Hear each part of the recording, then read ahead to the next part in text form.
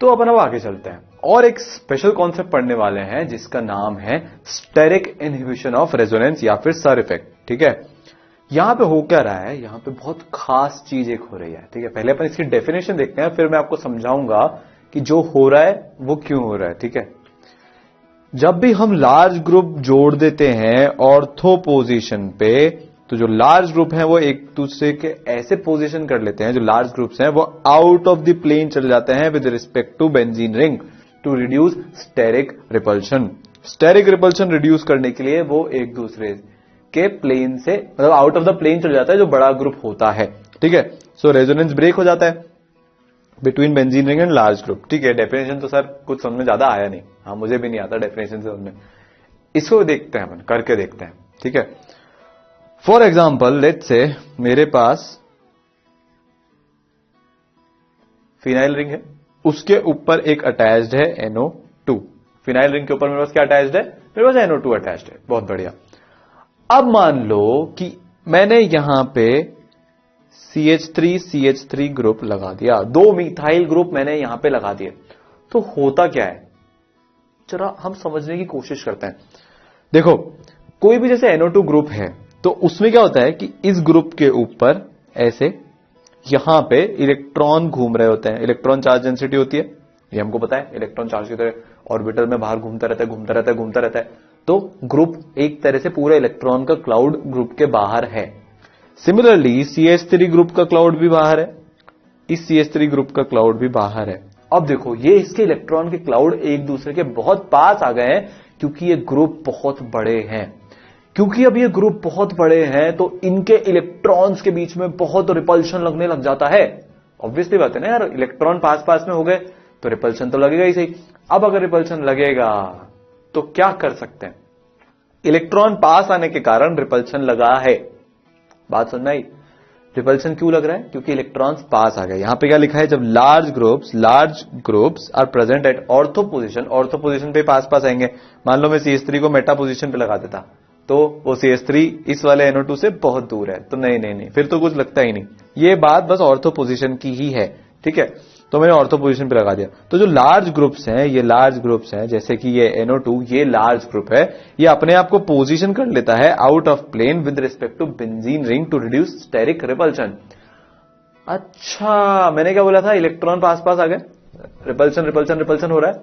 जैसे रिपल्शन हो रहा है यहां पे, अब क्या तरीका है इस NO2 ग्रुप को अपना रिपल्शन कम करने का, एक ही तरीका है कि वो दोनों इलेक्ट्रॉन जो चार्ज क्लाउड है उनकी बीच की डिस्टेंस को बढ़ा ले, और बढ़ाने का सबसे बढ़िया तरीका होता है कि वो आउट ऑफ द प्लेन चले गए। ठीक है, वो क्या चले गए, आउट ऑफ द प्लेन चले गए। बहुत सिंपल सा कॉन्सेप्ट है।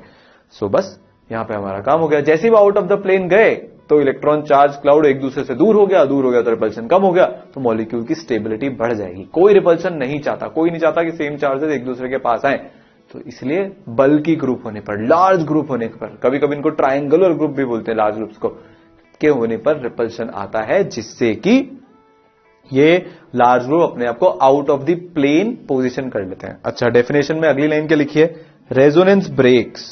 अरे रेजोनेंस क्यों ब्रेक हो रहा है यार, आउट ऑफ द प्लेन ही तो है। रेजोनेंस की कंडीशन क्या होती है, एक प्लेनेरिटी। तो प्लेनेरिटी की कंडीशन यहां पे वॉयलेट हो गई तो क्या होगा, फिर रेजोनेंस बंद हो जाएगा। क्यों, क्योंकि प्लेनर ही नहीं है, रेजोनेंस यहां पे बंद हो गया। तो ये steric inhibition of resonance, steric crowding, space में क्राउडिंग हो गई बहुत ज्यादा, इलेक्ट्रॉन्स में रिपल्शन लग रहा है बहुत ज्यादा, इसलिए क्या होगा, रेजोनेंस होना बंद हो जाएगा उस लार्ज ग्रुप का with respect to phenyl ring. ये स्टेरिक इनहिबिशन ऑफ रेजोनेंस का कॉन्सेप्ट है। आगे चलते हैं। तो अब मैं आपसे अगर पूछूं कि यार वो लार्ज ग्रुप कौन कौन से होंगे जो कि SIR शो कर रहे होंगे, तो बहुत सिंपल है, NR2 बड़ा ग्रुप है, N के ऊपर 2 R, COH बड़ा ग्रुप है, NO2 बड़ा ग्रुप है। और कौन से ग्रुप बड़े होते हैं, COR बड़ा ग्रुप है, CONH2 बड़ा ग्रुप है, COCl और ये C double bond O, C double bond O, ये बड़े ग्रुप्स की कैटेगरी में आते हैं जो कि स्टेरिक रिपल्शन में पार्टिसिपेट कर सकते हैं, मतलब जिनके ऊपर स्टेरिक रिपल्शन लग सकता है अगर मैंने ऑर्थो पे मिथाइल ऐसा कुछ बड़ा ग्रुप लगा दिया तो। अब कुछ ग्रुप होते हैं छोटे से नन्हे मुन्ने से ग्रुप, उन पे स्टेरिक रिपल्शन लगेगा ही नहीं। स्टेरिक रिपल्शन लगेगा कब, जब इलेक्ट्रॉन चार्ज क्लाउड पास पास आ जाएंगे। अब मान लो ग्रुप इतना सा है, इतना चिन्नू सा ग्रुप है, ये इतना सा ग्रुप है। अब यहां पे बड़ा ग्रुप भी लगाओ तो इसकी चार्ज डेंसिटी इस बड़े वाले की चार्ज डेंसिटी से बहुत दूर है, कोई फर्क नहीं पड़ रहा। तो वो छोटे छोटे ग्रुप कौन से होते हैं?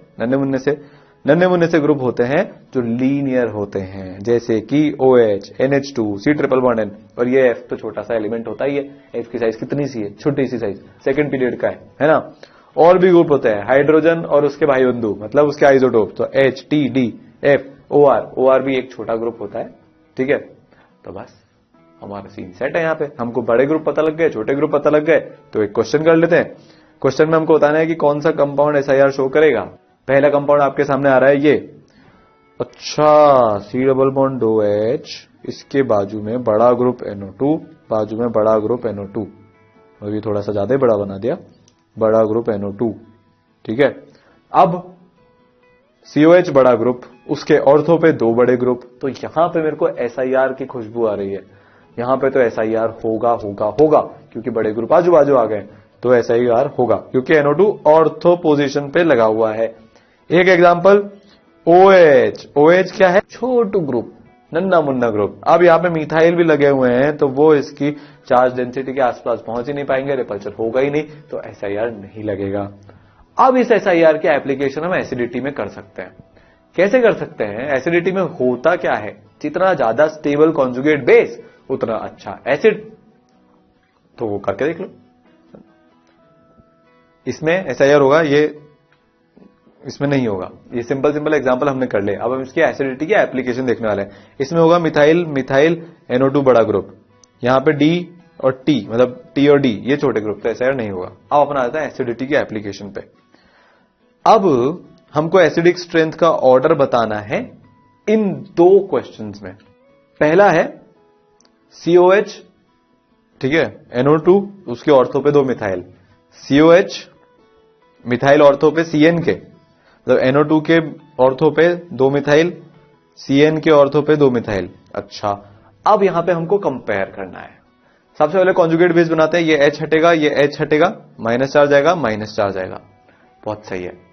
अब देखो, ये माइनस चार्ज को स्टेबलाइज करने के लिए अगर मैं ये दो मिथाइल को ऑर्थो से एक मिनट के लिए भूल जाऊं, तो उनको स्टेबल करने के लिए NO2 का -M, CN का -M। अगर ये दोनों मिथाइल नहीं लगे होते और मैं आपसे ऑर्डर पूछता, तो आप बोलते थे कि जिसमें NO2 लगा है वो ज्यादा एसिडिक है एज कंपेयर टू CN। पर यहां पे एनायन को स्टेबल कर कैसे रहा है? एनायन की स्टेबिलिटी रेजोनेंस के थ्रू हो रही है, तो एनायन स्टेबल थ्रू रेजोनेंस, ठीक है। अब अगर एनायन की स्टेबिलिटी रेजोनेंस के थ्रू हो रही है, एनायन की स्टेबिलिटी अगर रेजोनेंस के थ्रू हो रही है और ये NO2 बेचारा SIR की वजह से आउट ऑफ द प्लेन चला गया है, NO2 बड़ा ग्रुप, मिथाइल बड़ा ग्रुप, SIR लग जाएगा।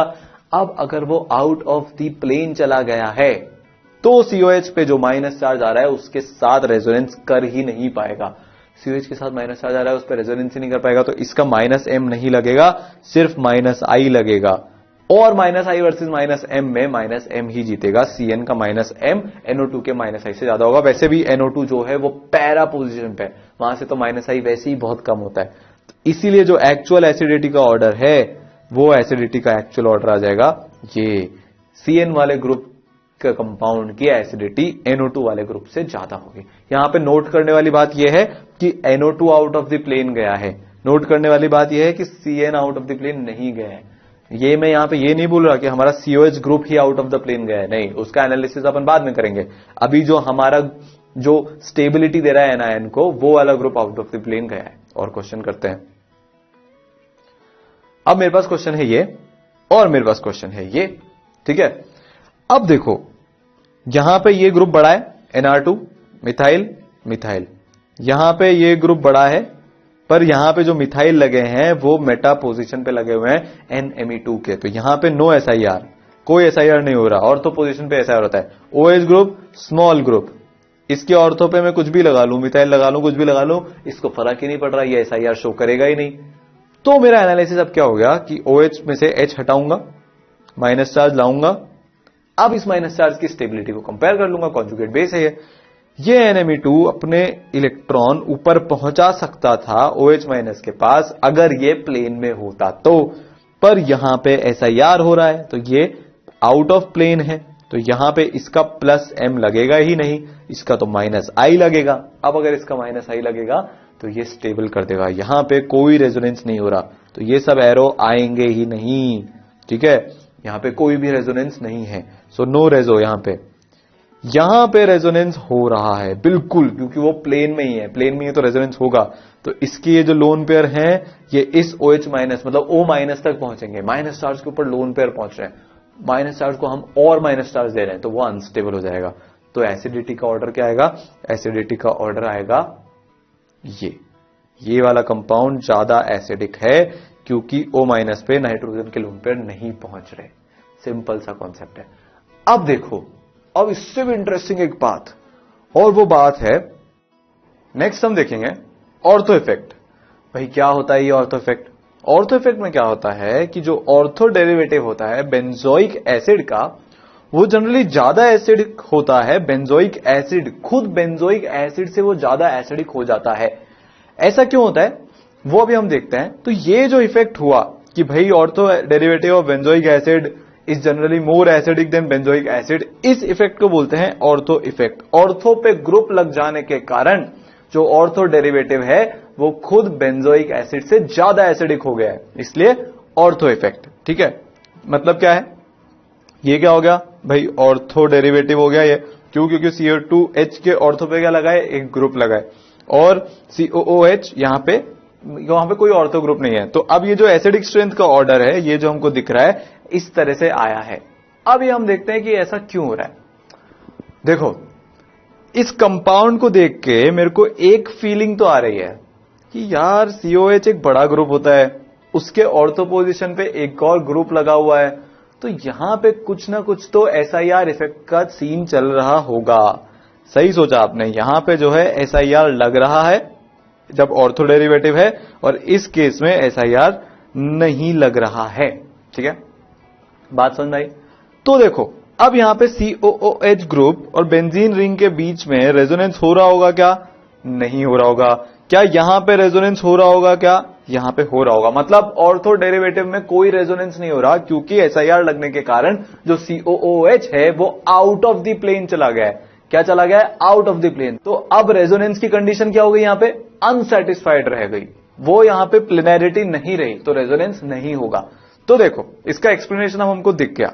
क्या है भाई इसका एक्सप्लेनेशन इसका ये है कि ऑर्थो पोजीशन पे जब ग्रुप G आ गया, जब वो अटैच कर दिया, तो स्टेरिक रिपल्शन होगा G और COOH के बीच में, जिसके कारण COOH ग्रुप जो है पार्शियली आउट ऑफ प्लेन चला गया, मतलब रेजोनेंस खत्म हो गया। तो यहां पे सिचुएशन क्या चल रही है भाई, ये मेरा COOH और ये यहां पे एक ऑर्थो पे ग्रुप। ठीक है, तो अब हम क्या करते हैं कि भाई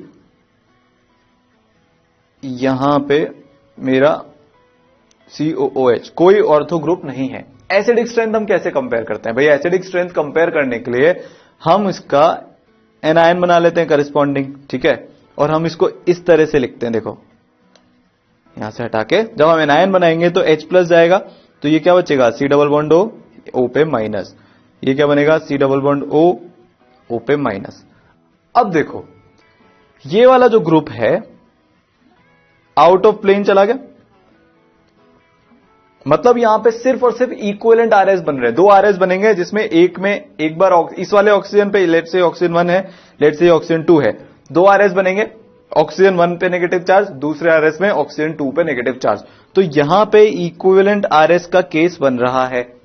पर जब ऑर्थो डेरिवेटिव नहीं लगा तो ये वाला ग्रुप अभी इन दी प्लेन है, तो O माइनस और डबल बॉन्ड O के बीच में तो यहां पे क्या हो रहा है, रेजोनेंस हो ही रहा होगा।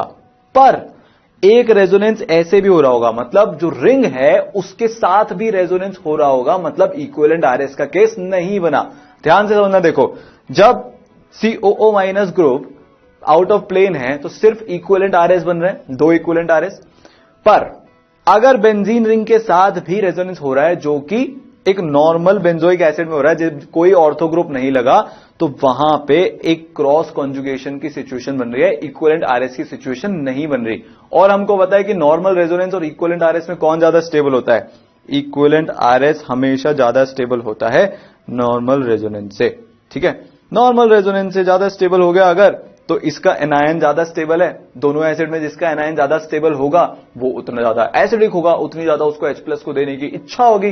तो भाई ऑर्थोबेंजोइक एसिड की अपना H+ मतलब अपने कंपाउंड में से H+ को दूर भगाने की टेंडेंसी ज्यादा है एक नॉर्मल बेंजोइक एसिड से, इसलिए ऑर्थोबेंजोइक एसिड क्या हो गया, ज्यादा एसिडिक हो गया। और ये हो क्यों पाया, क्योंकि ऑर्थो पे एक ग्रुप लगा था जिसने की COOH ग्रुप को आउट ऑफ द प्लेन भेज दिया, जिसके कारण जब एनायन बना तो इक्विवेलेंट RS बना।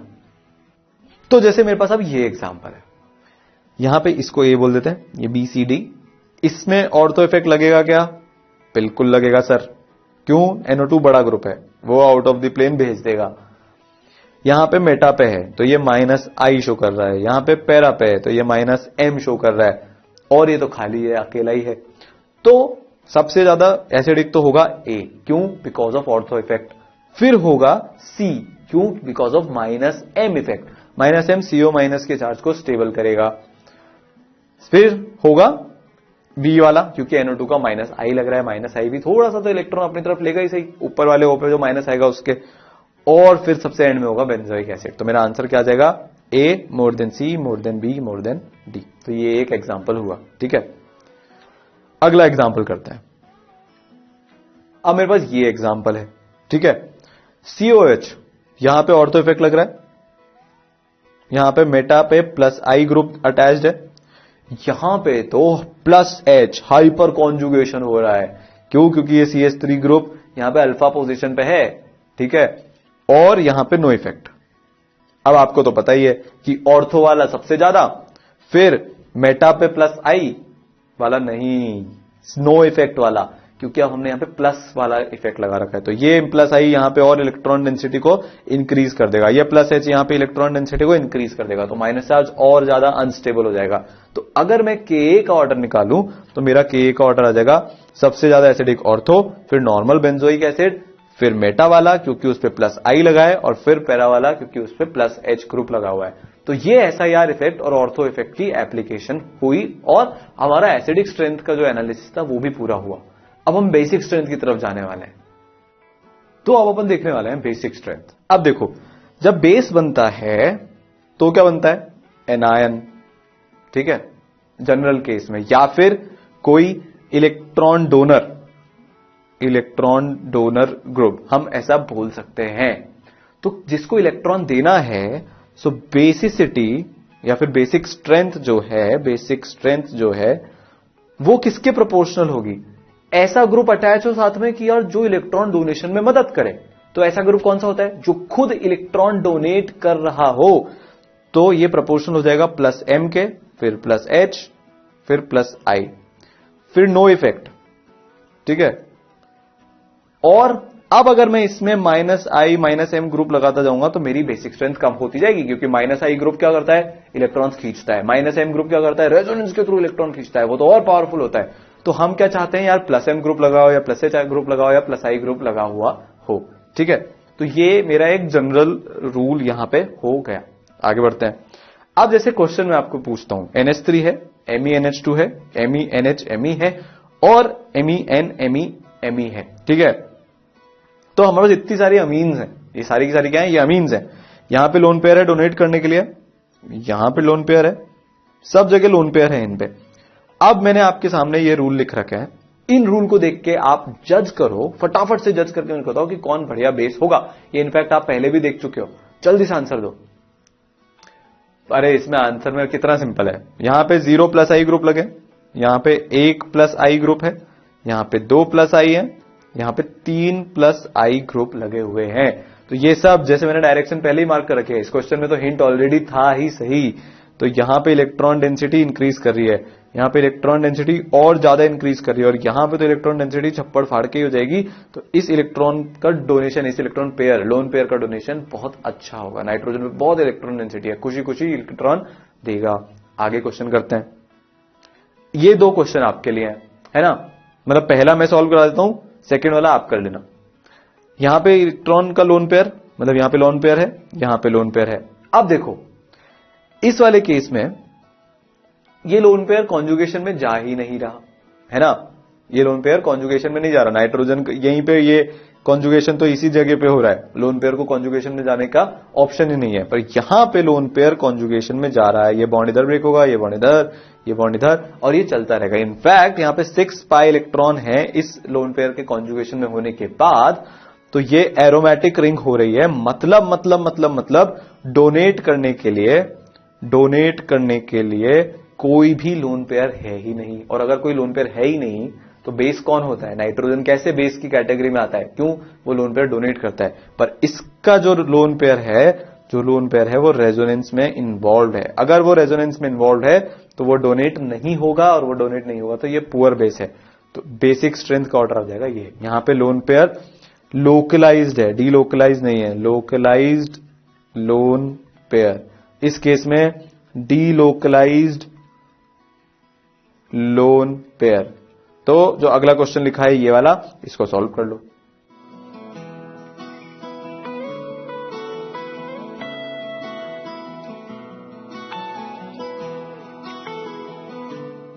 कितना सिंपल है, आंसर क्या आ जाएगा? यहां पे मेरा डीलोकलाइज्ड लोन पेयर है, डीलोकलाइज है, तो ये जो लोन पेयर है जब मैं इसको किसी को दूंगा तो ये उसको मिलेगा ही नहीं, क्योंकि तो रेजोनेंस में इन्वॉल्व है। तो इस NH2 पे कैसा लग रहा है कि लोन पेयर होगा ही नहीं। यहां पे जो है लोकलाइज्ड है तो बहुत ही बढ़िया, आराम से डोनेशन होगा, और Me का प्लस I का सपोर्ट भी है। तो बेसिक स्ट्रेंथ ऑर्डर क्या हो जाएगी? ये बढ़िया बेस है। Basic strength order in cases में कैसे देखते हैं? लोन पेयर अगर डीलोकलाइज नहीं है, लोकलाइज है, एक ही एटम पे है, रेजोनेंस में नहीं जा रहा, तो बहुत ही बढ़िया। ठीक है, आगे फिर से ये क्वेश्चन सेम अपन इसमें कुछ कर रहे हैं। देखो, नाइट्रोजन का लोन पेयर ऑक्सीजन के साथ रेजोनेंस कर रहा है, तो ये पुअर बेस होगा। यहां पे ET का प्लस I इफेक्ट लग रहा है, तो ये बेसिक स्ट्रेंथ का ऑर्डर हो गया। यहां पे नाइट्रोजन का लोन पेयर तीन जगह पे रेजोनेंस में जा रहा है।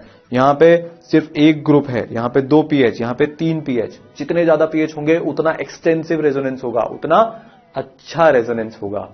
ये बेसिक स्ट्रेंथ के लिए बुरी खबर है, क्योंकि लोन पेयर डोनेशन के लिए अवेलेबल ही नहीं होगा। बस, तो इसका ऑर्डर आ जाएगा बेसिक स्ट्रेंथ का। सब हम बेसिक स्ट्रेंथ के ऑर्डर निकाल रहे हैं। ये आगे बढ़ते हैं। ये अपने पास अब कंपाउंड आ रहे हैं। एक बार NO2 लगाए पैरा पे, एक बार CN, एक बार OMe, एक बार CD3, और एक बार खाली ये। तो अपन स्टेप बाय स्टेप एनालाइज करते हैं। ये -M ग्रुप, ये -M ग्रुप, ये +M, अरे वाह मजा आ गया, ये +H, और ये नो इफेक्ट। ठीक है, रेजोनेंस तो सब जगह हो रहा है। देखो, एक फैक्टर कॉमन है सब जगह, रेजोनेंस, तो उसको अब हम कंसीडर नहीं कर रहे। यहां पे भी रेजो हो रहा है, यहां पे भी हो रहा है, यहां पे भी हो रहा है, यहां पे भी हो रहा है, यहां पे भी हो रहा है। तो नाइट्रोजन के लोन पेयर तो डीलोकलाइज हैं ही। अब हमको पर रिलेटिव ऑर्डर तो निकालना है, तो अब हम बाकी इफेक्ट्स को देख रहे हैं। इसलिए मैंने यहां पे ग्रुप कौन से अटैच्ड हैं पैरा पोजीशन पे, वो एनालाइज किया। -M मतलब बैड न्यूज, क्योंकि NO2 इस नाइट्रोजन के लोन पेयर को अपने तरफ खींच रहा होगा पूरा रेजोनेंस करा के रिंग के थ्रू। CN भी यही कर रहा होगा, लोन पेयर को अपनी तरफ खींच रहा होगा रेजोनेंस के थ्रू। OMe अपने लोन पेयर ऊपर भेज रहा होगा रेजोनेंस के थ्रू। तो +M ग्रुप, क्या बात है, मजा आ गया, है ना। CD3 +H इफेक्ट, ये भी पूरा ऊपर तक इलेक्ट्रॉन डेंसिटी पहुंचा रहा होगा, तो ये इलेक्ट्रॉन रिच हो गया बाकी के कंपैरिजन में, ये दोनों। ठीक है, पर ज्यादा रिच कौन हुआ होगा? ऑब्वियसली +M वाला, वो ज्यादा इफेक्टिव होता है। तो मेरा आंसर क्या आ जाएगा? अगर ये मान लो 1, 2, 3, 4 और 5 है, तो मेरा आंसर क्या आ जाएगा कि भाई सबसे ज्यादा बेसिक तो 3, फिर उसके बाद 4, फिर उसके बाद नो इफेक्ट वाला, ठीक है, 5, फिर उसके बाद 2, फिर उसके बाद 1, क्योंकि NO2 की पावर CN से ज्यादा होती है -M की। सिंपल, आगे बढ़ जाते हैं। अब ये वाला क्वेश्चन है मेरे पास। यहां पे बेस की तरह कौन एक्ट कर रहा है? O-। इसके पास इलेक्ट्रॉन ज्यादा है, तो ये डोनेट करना चाहेगा, ये अपने डोनेट करना चाहता है, डोनेट करना चाहता है। अच्छा, तो जिसके पास ज्यादा रेडिली अवेलेबल होंगे वो ज्यादा डोनेट करेगा। यहां पे बन रहा है रेजोनेटिंग स्ट्रक्चर, यहां पे बन रहा है इक्विवेलेंट रेजोनेटिंग स्ट्रक्चर। किसमें रेजोनेंस ज्यादा इफेक्टिव होता है? कौन ज्यादा स्टेबल होता है? ज्यादा स्टेबल होता है इक्विवेलेंट RS वाला। हमको कौन चाहिए? जो कम स्टेबल हो, जिसकी इलेक्ट्रॉन छोड़ने की इच्छा बेटर हो। इलेक्ट्रॉन छोड़ने की इच्छा किसकी ज्यादा है? इलेक्ट्रॉन छोड़ने की इच्छा PHO- की ज्यादा है, क्योंकि वो कम स्टेबल है, क्योंकि उसमें रेजोनेंस बन हो रहा है, रेजोनेटिंग स्ट्रक्चर रिलेटिवली कम स्टेबल है। किसके कंपैरिजन में? CH3CO- के कंपैरिजन में, क्योंकि इसमें इक्विवेलेंट रेजोनेटिंग स्ट्रक्चर बन रहा है। अच्छा, इसमें एक और तरीका होता है करने का, इसके एसिड बना लो, PHOH और CH3C_OH। कौन अच्छा एसिड है? यहां पे रेजोनेटिंग स्ट्रक्चर बनेंगे जब O- आएगा, यहां पे इक्विवेलेंट रेजोनेटिंग स्ट्रक्चर बनेंगे। तो एसिडिक स्ट्रेंथ का ऑर्डर क्या आया था? ये हमने देखा था, why acetic acid is more acidic than phenol, ये क्वेश्चन हमने किया था। अब हमको इसका बेसिक स्ट्रेंथ कंपेयर करनी है, तो इसके जो आयन बनेंगे PHO- और CH3C_O, उनका ऑर्डर क्या आ जाएगा? जस्ट इससे उल्टा। तो हमारा आंसर इस लॉजिक से भी सही आया। उनके एसिड बनाओ, जितना पुअर एसिड उतना अच्छा बेस। बहुत ही शानदार, मजा आ गया। ये क्वेश्चन है, इसमें ये जब भी ऐसे केस है ना कि ये पैरा पे ये एंटीना टाइप के ग्रुप जुड़े हो, अब ये मिथाइल इथाइल ये सब रेजोनेंस तो कर नहीं सकते, करेंगे क्या? Hyper conjugation. 3 अल्फा H, ये 1 H, तो 1 अल्फा H, ये 2 अल्फा H और ये 0 अल्फा H। सबसे बढ़िया किसमें? जिसमें नंबर ऑफ अल्फा H ज्यादा, वो उतना बढ़िया। नंबर ऑफ अल्फा H जितने ज्यादा होंगे उतना वहां से यहां पे इलेक्ट्रॉन ट्रांसफर होंगे।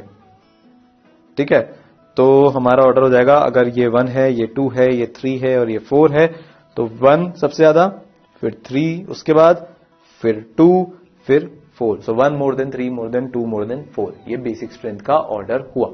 आगे अब यहां पे क्या हो रहा है? सोचो जरा। यहां पे डीलोकलाइज्ड,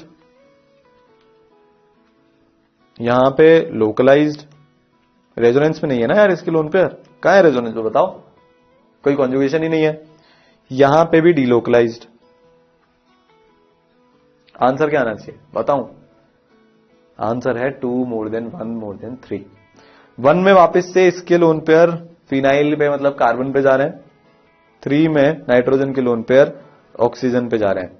ऑक्सीजन पे जाना उसके लिए ज्यादा स्टेबल हो जाएगा, तो यहां पे लोन पेयर ज्यादा डीलोकलाइज्ड है। 3 का लोन पेयर मोर डीलोकलाइज्ड देन 1 का लोन पेयर। तो जितना ज्यादा डीलोकलाइज होगा उतना ही गंदा बेस होगा। तो हमारा आंसर आ गया 2 मोर देन 1 मोर देन 3। ठीक है, ये सवाल है।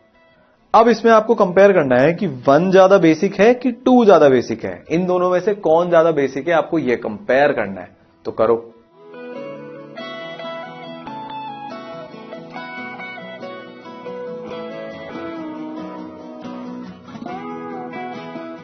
अच्छा, इसमें कॉन्सेप्ट कौन सा लगाएंगे? अरे बहुत इजी है। ये sp2 हाइब्रिड नाइट्रोजन है, ये sp3 हाइब्रिड नाइट्रोजन है। जितना ज्यादा परसेंटेज एस कैरेक्टर होता है उतनी ज्यादा इलेक्ट्रोनेगेटिविटी होती है, तो उतना ज्यादा इलेक्ट्रॉन का प्यार होता है। तो यहां पे electronegativity of 1 is more than electronegativity of 2।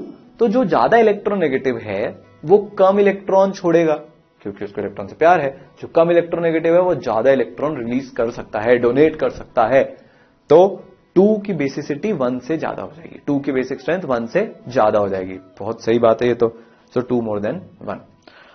अब मैं आपको मिलाने वाला हूं एक बहुत स्पेशल कंपाउंड है, जिसके बारे में बोला जाता है कि वो सबसे ज्यादा बेसिक कंपाउंड है जब हम ऑर्गेनिक केमिस्ट्री में बात करते हैं। तो मिला दूं? आप रेडी हो देखने के लिए? तो देखो, ये वाला कंपाउंड, इसमें 1 और 2 में मैं आपसे कंपैरिजन करा रहा हूं। सर अभी थोड़ी देर पहले ही तो आपने इसमें कंपैरिजन कराया था, इसमें ऐसी क्या खास बात है कि ये सबसे ज्यादा बेसिक हो गया? मुझे तो समझ में नहीं आ रहा। समझ में आ गया। अरे देखो, इसके लोन पेयर इधर टूटेंगे, ये माइनस चार्ज वाला हो जाएगा। सिमिलरली यहां से लोन पेयर इधर टूटेंगे, तो इस पे दोनों नाइट्रोजन के लोन पेयर इस वाले NH पे जो डबल बॉन्ड से जुड़ा है उसकी तरफ अपने इलेक्ट्रॉन्स को भेज रहे हैं। उसके पास खुद का लोन पेयर भी है और वो माइनस चार्ज लेके बैठा है इफेक्टिवली। तो क्योंकि उस पे माइनस चार्ज आ रहा है इफेक्टिवली, तो अब नाइट्रोजन के पास माइनस चार्ज है, तो वो दिल खोल के इलेक्ट्रॉन डोनेट करेगा और ये कंपाउंड बहुत ज्यादा बेसिक हो जाता है। इसको बोलते हैं गुआनिडीन। याद रखना है ये कंपाउंड काम का कंपाउंड है। क्या है ये? Guanidine, most basic. इसके बारे में ऐसा बोला जाता है। और ऑर्डर क्या आ जाएगा? ऑब्वियसली 2 ज्यादा बेसिक है 1 से। ठीक है, अब ये तो बहुत सिंपल है। सेम कॉन्सेप्ट चल रहा है यहां पे। देखो लोकलाइज्ड दोनों में, यहां पे डीलोकलाइज्ड। पर डीलोकलाइजेशन किसका बेटर हो रहा होगा? डीलोकलाइजेशन इसका बेटर हो रहा होगा, ये एरोमेटिक। आंसर मेरा क्या आ जाएगा? 1 मोर देन 2 मोर देन 3। बात हमको समझ में आ गई। ठीक है, आगे अब ये है, यहां से आपका एक कॉन्सेप्ट रिवाइज होने वाला है। ब्रिज हेड देख के हमको एक बात समझ में आता है, यार ब्रेड्स रूल तो नहीं लग रहा है यहां पे कहीं? वही लग रहा है। यहां पे अगर इसके लोन पेयर उठ के इधर गए तो अगर मैं इसका रेजोनेटिंग स्ट्रक्चर बनाऊं,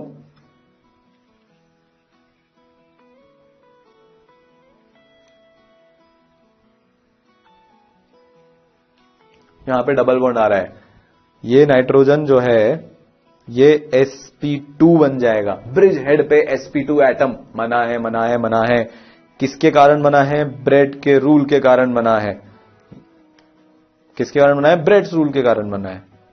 तो ये तो बहुत अनस्टेबल है। अनस्टेबल है तो ये अपने लोन पर डोनेट नहीं करेगा, sp2 कैरेक्टर नहीं जाता। यहां पे ऐसी कोई दिक्कत नहीं है। तो यहां पे इस केस में नाइट्रोजन के लोन पे रेजोनेंस में नहीं जा रहे। क्यों? क्योंकि ब्रेड्स रूल बीच में आ रहा है। वो बोलेगा कि मैं ब्रिज हेड पे sp2 कार्बन आने ही, sp2 एटम आने ही नहीं दूंगा। यहां पे ऐसी कोई मनाही नहीं है, कोई ब्रिज हेड नहीं है, तो यहां पे रेजोनेंस हो जाएगा। और हमको पता है कि जहां रेजोनेंस नहीं हो रहा होता वहां पे बेसिक स्ट्रेंथ बेटर होती है। तो बेटर कौन सा होगा बेसिक स्ट्रेंथ में? ये वाला। सो 1 मोर देन 2 इसका आंसर आ जाएगा। ठीक है, lone pair is localized by Bredt's rule.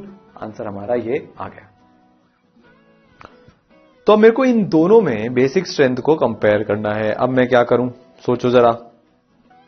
जब भी ऑर्थो पे ग्रुप लगा हो तो एक बार अपने दिमाग में जरूर सोचना कि यार ग्रुप अगर बड़े हुए तो स्टेरिक रिपल्शन लगेगा, इलेक्ट्रॉन क्लाउड एक दूसरे को रिपेल करेंगे, जिसके कारण ये जो बड़ा वाला ग्रुप है ये आउट ऑफ द प्लेन चला जाएगा। और अगर ये आउट ऑफ द प्लेन चला गया तो फिर इसके रेजोनेंस में जो लोन पेयर जा रहे थे इस केस में अब नहीं जाएंगे। तो यहां पे नो या फिर बहुत कम रेजोनेंस हो रहा होगा और यहां पे फुल ऑन रेजोनेंस हो रहा होगा। अब बेसिसिटी के लिए कौन अच्छा है? कम रेजोनेंस अच्छा। 2 वाला ज्यादा बेसिक जाएगा एज कंपेयर टू 1। तो मेरा आंसर क्या जाएगा? इसमें रेजोनेंस हो रहा है बिल्कुल, प्लस एम इफेक्ट लग रहा है, इसके ये इधर जा रहे हैं। ठीक है, माइनस आई तो लग ही रहा है, नाइट्रोजन ज्यादा इलेक्ट्रॉन तो माइनस आई से इलेक्ट्रॉन भी खींच रहा होगा। और यहां पे SIR नहीं लग रहा है। ठीक है, रेजोनेंस यहां पे हो ही नहीं रहा तो प्लस एम नहीं लग रहा होगा। क्या लग रहा है? इंडक्टिव इफेक्ट लग रहा है, SIR लग रहा है। स्टेरिक इनहिबिशन ऑफ रेजोनेंस यहां पे हो रहा है। तो बेटर कौन हो गया? बेसिक कंपाउंड, इसकी बेसिक स्ट्रेंथ ज्यादा है। ठीक है, आगे बढ़ जाते हैं। देखो अभी तक जो अपन ने बेसिक स्ट्रेंथ कंपेयर की है वो गैसियस मीडियम में की है, कि जब मैं गैस के फॉर्म में बेसिक स्ट्रेंथ को कंपेयर कर रहा हूं तब क्या हो रहा है। अब अगर मान लो मैंने किसी बेस को पानी में डाल दिया तो क्या होगा? तो नेक्स्ट जो अपने को एनालिसिस करना है, और ये बहुत बहुत बहुत इंटरेस्टिंग है, वो है कि basic strength in aqueous medium. जब पानी में मैं डाल के कंपैरिजन कर रहा हूं तो पानी जो है सबके साथ इंटरैक्ट कर लेता है, मतलब उनके साथ तो करता ही है जो कि पोलर है। अब मेरे क्या पास क्या कंपाउंड आया था कि बेंजीन रिंग पे, फिनाइल रिंग पे NH2 जुड़ा हुआ है, तो ये कंपाउंड पोलर है ना। यहां पे इलेक्ट्रॉन डेंसिटी है, इधर उधर घूम रही है। तो पानी इन सारे कंपाउंड में बहुत स्पेशली इंटरेस्टेड रहता है, क्योंकि जो हमारा पानी है, जल ही जीवन है, इस पे डेल माइनस और डेल प्लस ऐसे 2 सेंटर बने रहते हैं, पॉजिटिव चार्ज का एक सेंटर, नेगेटिव चार्ज का एक सेंटर। तो ये हमेशा सामने वाले पे चार्ज ढूंढते रहता है कि भाई जाके अपन बॉन्ड बना लेंगे। तो एक्वस मीडियम में भी यही हो रहा होता है। देखो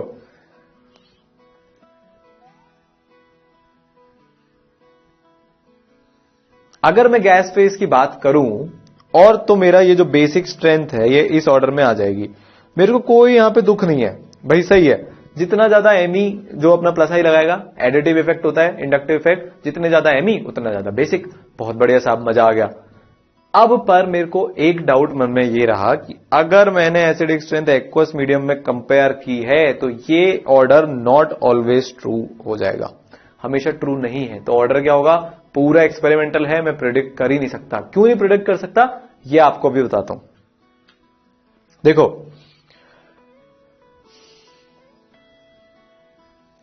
यहां पे मैं जो अंडरलाइन कर रहा हूं ना वो इंपॉर्टेंट है, ध्यान दो।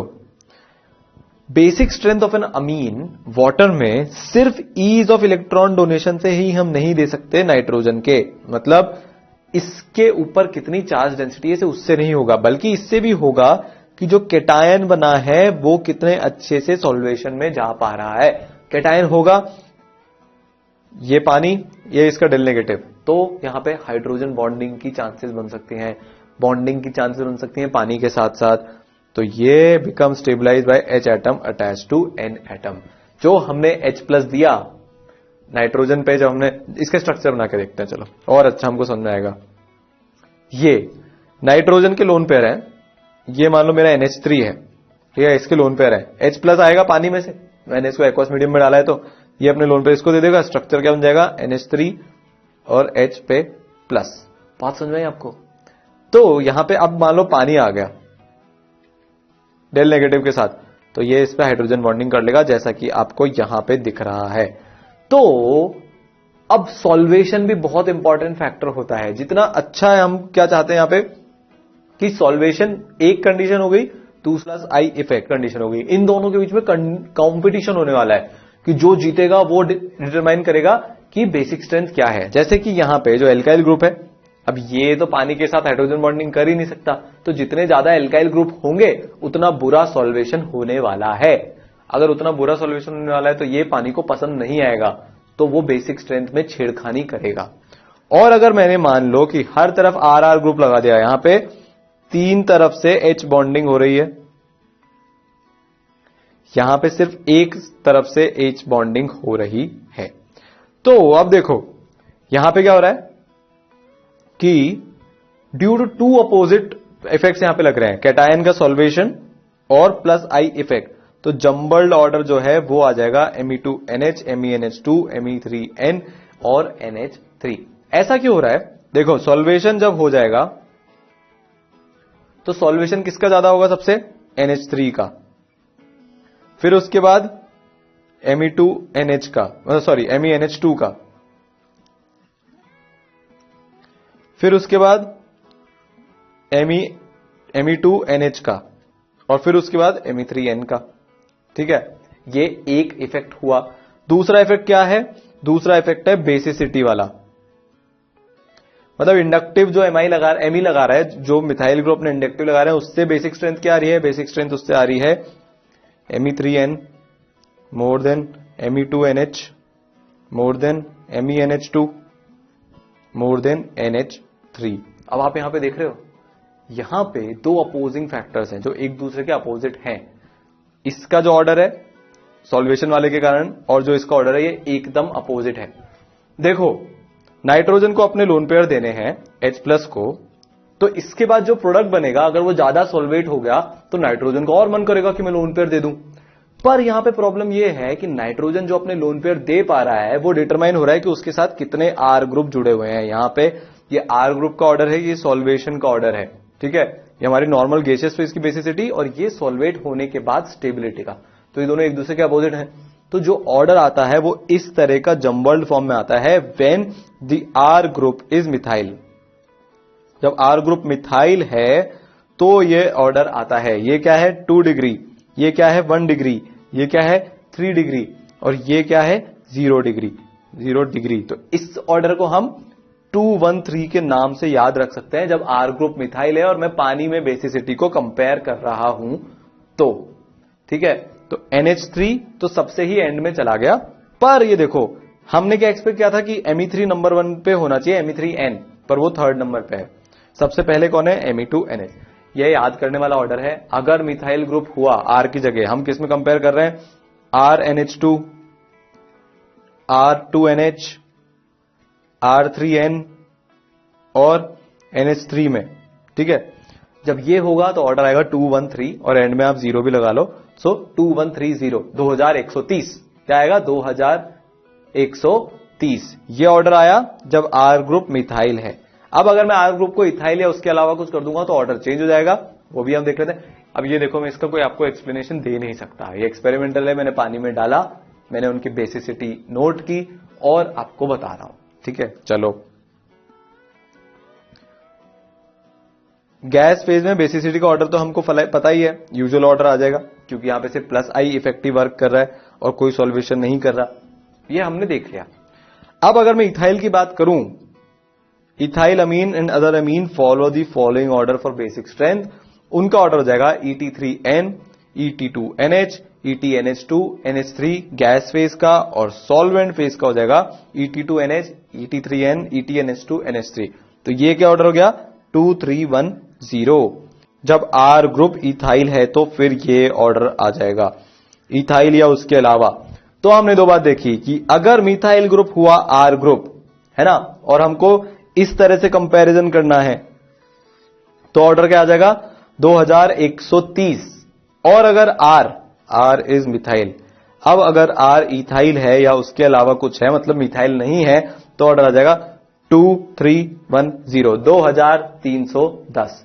आपको सिर्फ दो नंबर याद रखने हैं, अगर मिथाइल हुआ तो 2130, अगर इथाइल या उसके ऊपर वाले हुए तो 2310।